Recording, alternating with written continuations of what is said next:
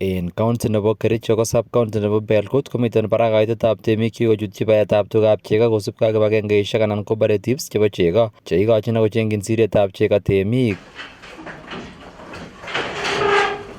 Karutechi Laban Koech kobun kokwetab Keben en Walda en Belgut en county noton nikochutyi baetab tugab freshan chebo kasari ole kitoi boisionoton kosubkei ak kewelutik chebo nyorunetab chego chekiboisien en gaa.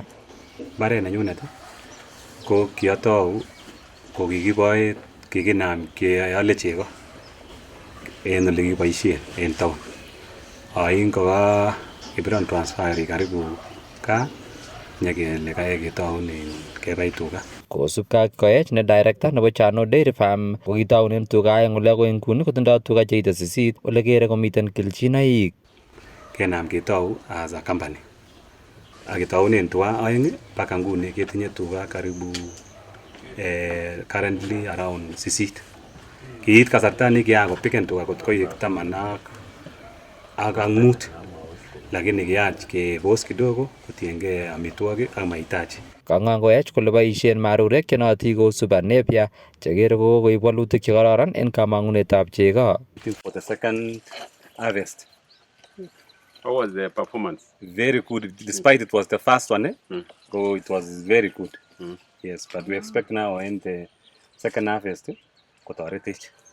Kosubkei ak chief officer nebo kiagik en county nebo Kericho Dr. Michael Pate kokikochi county temik marurek chebo kasari ole noton ko oret nemoche kekanapta baetab tuga. Ko agenda agenge nenyonet ko kebai kiagikyok kobiyoso sikomuch kokonech chego. Ko en department ko kisupporteni temikyok kikochini cuttings chebo Super Napier. Kinge kele in Super Napier kotinye protein content nemi barak agoi 17-18%. Ibi ko alak chekikobai komie in suswandoni ko inyoru agoi 19% crude protein. Ko non ko protein nemi barak kosir Napier namba kawaida.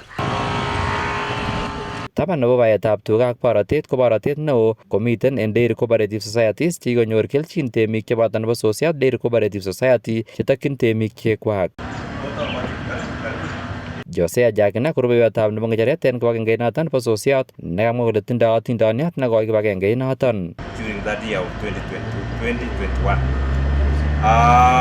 Kong'eten 2021 akoi nguni 2 years down the line kekere kokobit progress nekaikai kotesak suppliers cheibu chego kobwa Sosiot Dairy Farmers Cooperative Society. Nguni ketinye farmers 1,200 cheibu chego kobwa yu. Ako kirisibeni chego up to 4,000 liters per day.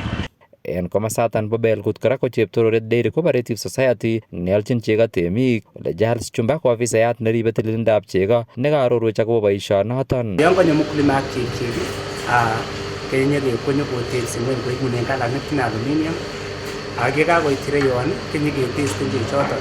Ole kitestendoi chego ketesteni kouni kitwoitwoi kole kong'olak ak ityo kinemu tuten ak kochamchami ko en alcohol kanini kotinye kerichek chetesteni kodetecteni ko kot komatinye traces ikere ile kororon chechon.